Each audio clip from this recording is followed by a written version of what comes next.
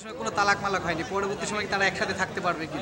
স্বামী স্ত্রীর ৯ বছর যাবৎ পৃথক পৃথক হয়ে আছে, তালাক হয়নি।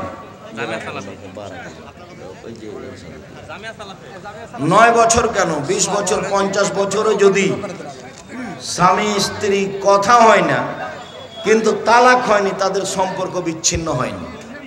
যে কোনো সময়ে তারা এক জায়গায় থাকতে পারে, একসাথে থাকতে পারে। আর তালাক হয়ে গেলে তো কোনো কথাই নাই। এই প্রশ্নটা যিনি জিজ্ঞেস করছেন, ইংরেজি কবরের এই তলাকে এভাবে অর্ধেকভাবে ভাগ করা হয়, এই পিঠটাকে নামানো হয়, এরকম ধরনের কথা জিজ্ঞেস করছে। মানে না, সমান হয় না, কবরের তলা ওরকম বাঁকা করতে হবে না। কবর দুই ধরনের, একটা লাহাত, অল্প খুঁড়ে একদিকে চলে যেতে হবে, এই বিষয়ে জি জি এর নাম হলো লাহাত, এই কবর করা যাবে। আর এটা হলো শিখ, যেটা সরাসরি নিচে চলে যায়। নিচে যায় এটা দু থাক করে, এটা আবার এর জন্য অনেকে না, দুই থাক করতে হবে, মানে ওয়ালের সাথে ঠেকাই পুরোটা ডান কাতে দিতে হবে স্যার জি। পুরোটা ওয়ালের সাথে ঠেকে পুরোটা ডান কাতে দিতে হবে। স্যার ভাই বিদেশ থাকে, তো ভাইয়ের জমি আমার জমির পাশে আছে, কিভাবে কিনবে বিষয়টা এভাবে প্রশ্ন করছে। ভাই বিদেশ থাকে, প্রবাসী ভাই, আমার সাথে আমার ভাইয়ের জমিতে, বিদেশি ভাইয়ের জমি আমি কিভাবে কিনবো বিষয়টা এইভাবে প্রশ্ন করছে। এটা কোনো ইসলামিক? বিদেশি ভাই জমি কিনলে যেখানে জমি কিনছে তার ভাইদেরকে জিজ্ঞাসা করে জমি কিনতে হবে। তার ভাইয়েরা যদি কিনতে পারে তাহলে তারাই কিনবে, যদি না কিনতে পারে তাহলে বিদেশি লোক, যে কোনো লোক কিনতে পারে। আমার মামাতো ভাইয়ের সাথে আমার বিবাহ জায়েজ, কিন্তু আমার মামাতো ভাইয়ের সাথে আমার মেয়ের বিবাহ কি জায়েজ? হ্যাঁ, যখন মাকেই বিবাহ করতে পারে তখন তার মেয়েকে তো বিবাহ করতে পারবেই। ওটা নিজ ভাগ্নি পারে না, ওটা নিজ ভাগ্নি পারে না। চাচা তো বোনকে বিবাহ করতে পারে, তো চাচা তো বোনের মেয়ে তো ভাগ্নি, এ দেশের কথাতে তো মাকেই পারে, মার মেয়েকে পারবে না, কোনো সমস্যা নেই, ওটা ভাগ্নি হলেও চলবে, নিজ ভাগ্নি চলে না।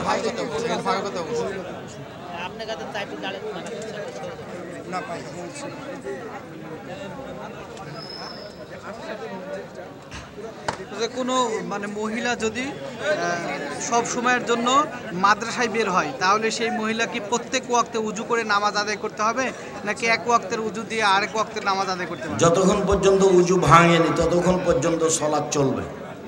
উজু না ভাঙলে আর উজু করতে হবে না। আচ্ছা, ঋতুবর্তী অবস্থায়, হায়েজ অবস্থায় পরিধান করা কাপড়ে যদি নাপাকি না লাগে, তবে সেই কাপড় পরে কি নামাজ আদায় করা যাবে? হায়েজ অবস্থায় কাপড় পরেছিল যে কাপড়, সেই কাপড়ে হায়েজের রক্ত লাগেনি, এখন কাপড়টা ভালো, সেই কাপড়ে কি সালাত আদায় করা যাবে? যাবে। হায়েজ লেগেছিল, রক্ত শুকিয়ে গেছে, ধোয়া হয়নি, এখন সেই কাপড়ে সালাত চলবে, কোনো সমস্যা নেই। ওটা ভিজা থাকলে ধুইতে হতো। কোরআন তেলাওয়াত অবস্থায় সাজদার যদি আয়াত আসে, সেক্ষেত্রে তখনই সিজদা করবে না পরে করবে?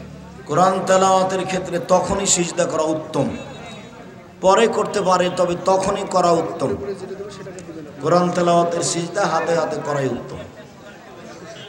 আচ্ছা, এখানে আরেকটা প্রশ্ন, মহিলাদের অন্য পুরুষের বীজ দিয়ে টিউবের মাধ্যমে সন্তান যে বর্তমানে, এটা জায়েজ? অন্য পুরুষের বীজ দিয়ে টিউবের মাধ্যমে সন্তান নেওয়া হারাম, ওটা অবৈধ সন্তান। অন্য পুরুষের বীজ নিয়ে টিউবের মাধ্যমে সন্তান নেওয়া হারাম, ওটা অবৈধ সন্তান, একেবারে টোটালি হারাম। এটা একটা জেনা, পদ্ধতি ভিন্ন। জি, চলুন। আর কোনো প্রশ্ন আছে? শুকরিয়া, জাযাকুমুল্লাহ খাইর। সকল দিনই ভাই বোনকে আমাদের আলোচনা মেনে চলার জন্য অনুরোধ জানিয়ে 23-24 নভেম্বর জামিয়া সালাফিয়া ডাঙ্গিপাড়ায় উপস্থিত হওয়ার আশা। রমজান মাসে মৃত ব্যক্তির নামে ইফতার চলবে কি চলবে না? এমনি মানুষকে দাওয়াত খাওয়াতে হবে।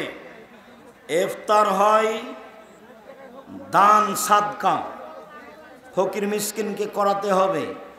সাদকা যে কাজ করে খায় সে খেতে পাবে না, এই জন্য চলবে না। জামাতে সালাম ফিরার পর মুক্তাদির ডানে বা পূর্ব দিকে মুখ ঘুরিয়ে বসতে পারবে কি? শরীয়তের আলোকে জানতে চাই। জি, ডানে মুখ ঘুরাবে, নয় বামে মুখ ঘুরাবে, এটাই একাধিক সহিহ হাদিস। যদি কথা বলার প্রয়োজন হয় তাহলে মুখামুখি হবে, ডানে বামে মুখামুখি, ডানে বামে মুখামুখি, একাধিক হাদিস। কবর খনন করার পর দাফন করতে দেরি হলে কবর কি পাহারা দিতে হবে? জি না, দিতে হবে না, পাহারা দিতে হবে। কথাটি শিরক। একজন ইমাম পুরুষের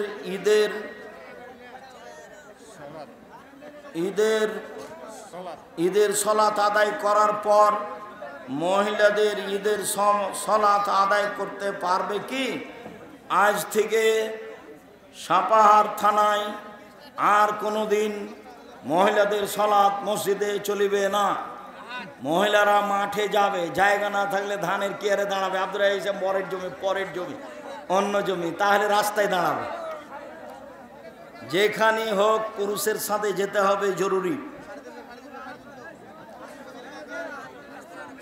পুরুষের ইমামতিতে মহিলাদের সলাত ওইভাবে চলবে না।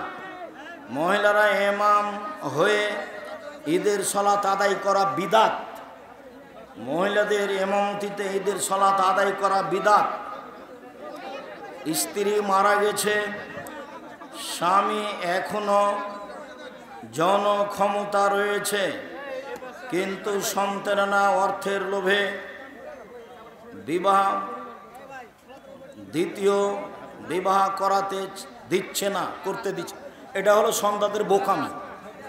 বোকা ছেলে, তোমরা নিজে থেকে বাপের বিবাহ দিয়ে দাও, কালকে 24 ঘন্টার মধ্যে দিয়ে দিবা। তার অসুবিধা তুমি বুঝো। তোমার বাপকে বলো, আব্বা আমরা দেখে একটা বিবাহ দিয়ে দিই, ভাগ্য নিয়ে আমি এসেছি আব্বা, ভাগ্য ছেড়ে আসিনি। কথা বুঝতে পারলে না মনে হয়? তুমি কি ভাগ্য নিয়ে এসেছো না রেখে চলে এসেছো? তো রেখে যদি আসনি, নিয়ে এসেছো, তোমার ভাগ্যে যা আছে হবে। তোমার বাপের জমি নিয়ে তোমাকে কিছু করতে হবে কেন? ওটা তো কাপুরুষের পরিচয়। নিজে কিছু করে খাও, সাবধান। আসসালামু আলাইকুম। পুরুষের জন্য লাল এবং হলুদ পোশাক জায়েজ কি? হলুদ চলবে না, লাল না পরা ভালো। হলুদ চলবে না, না জায়েজ, লাল না পরা ভালো। আমি স্কুলে পড়ি, আমি কি আমার কেউ মারা গেলে জানাজার নামাজ আদায় করাতে পারবো? পারবা। যেই পড়তে পারবে ভালো, সেই ইমামতি করবে। হুজুর আসসালামু আলাইকুম, পেরায় হওয়া লোকের পিছনে নামাজ হবে? হবে। মিথ্যা কথাও বড় পাপ, পেরায় হওয়াও বড় পাপ। দোকানে বসে আড্ডা পিটাও বড় পাপ, গিবাত করাও বড় পাপ, পেরায় হওয়াও বড় পাপ। কোনোটার চেয়ে কম নয়।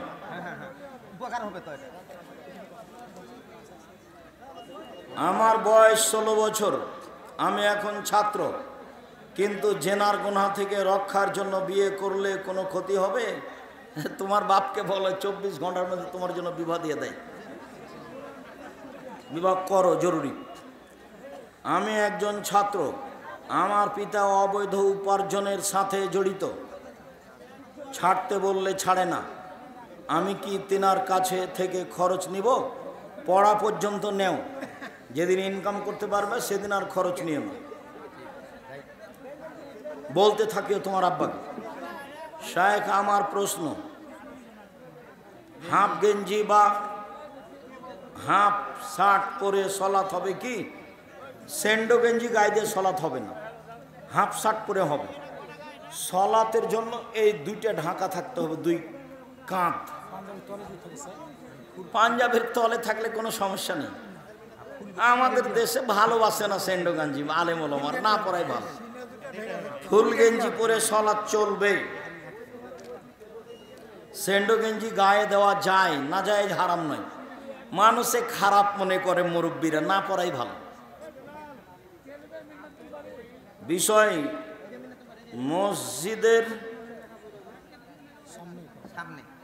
মসজিদের সামনের কাতার বাদ দিয়ে মধ্যের কাতার কি পিছনের কাতারে জামাত করা যায় কি? যাবে।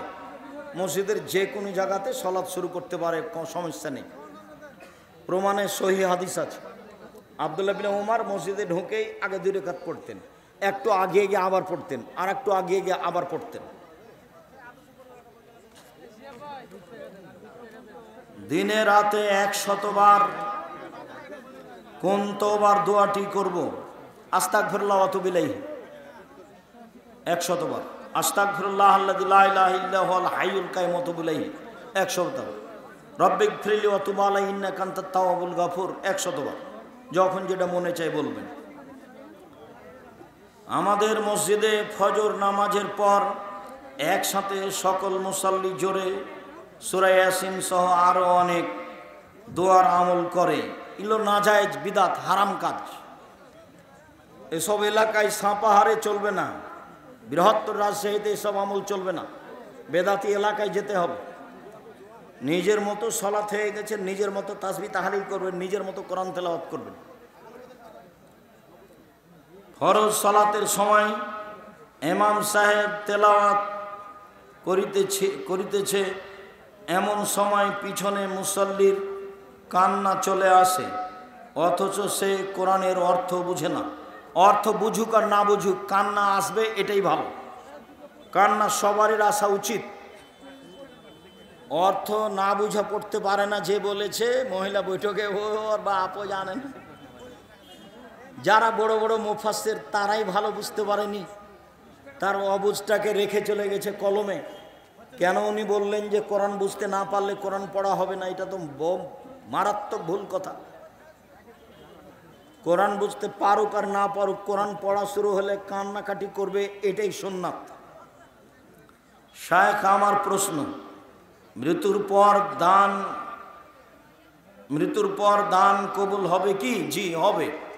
বুখারী মুসলিমের হাদিস। আল্লাহ নবী বলেন, আমার মা হঠাৎ মারা গেছে, কথা বলতে বললে দান করতে না, আমি আমার মায়ের জন্য দান করব, তার কি নেকি হবে?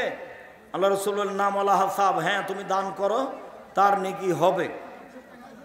অতএব বাপ মায়ের জন্য, দাদা দাদির জন্য দান করবেন যতক্ষণ বেঁচে আছেন। আপনি চলে গেলে আপনার ছেলে মেয়ে করবে না। আপনি নিজে আপনার বাপ মাকে ভুলিয়েন না, আপনার দাদা দাদিকে ভুলিয়েন না। আমার পরামর্শটা গ্রহণ করিয়েন। সালাতে সালাম ফিরার পূর্বে বলিয়েন, রব্বির হামহুমা কামা রাব্বায়ানি সাগীরা। প্রতিদিন না হলে 10 দিন পর, না হলে 15 দিন পর, না হলে মাসে একদিন খেয়াল করে বাপ মায়ের জন্য কিছু দান করবেন। 10 টাকা হোক, 10,000 টাকা হোক, যেভাবে হোক বাপ মায়ের নামে, দাদা দাদির নামে দান করেন। চলে যাওয়া মানুষেরা আপনাদের দিকে চেয়ে আছে। সম্মানিত দিনী ভাই বোন, আজকের গুরুত্বপূর্ণ আলোচনা আন্তরিকভাবে মূল্যায়ন করার অনুরোধ জানাই। 23-24 নভেম্বর জামিয়া সালাফিয়া ডাঙ্গিপাড়া সম্মেলনে উপস্থিত হওয়ার জন্য অনুরোধ জানাচ্ছি। নিজের প্রতিষ্ঠান প্রাণ ভরে দেখব, ঘুরব।